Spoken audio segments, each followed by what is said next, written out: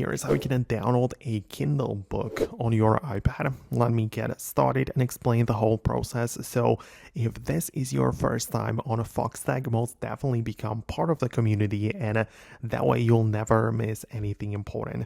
So obviously the Kindle is a platform from Amazon and it works well on the iPad, but it's ideal to get the official Kindle app from the App Store. So that would be the first step. Just open up the App Store, look up Kindle, and then download it just like any other third-party app.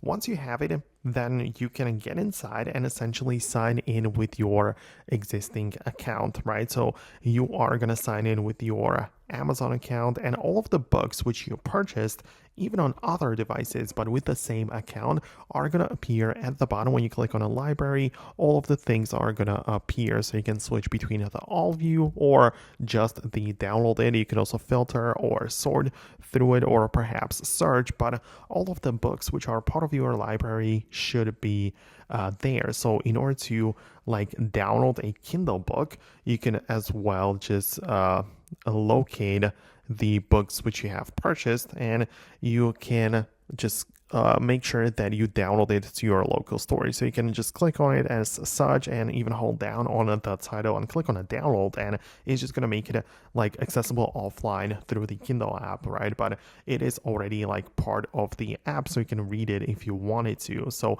it depends on what specifically your goal is or what you're trying to do with it, but most likely you just want to read books on your iPad, and through this you should be able to do it very easily.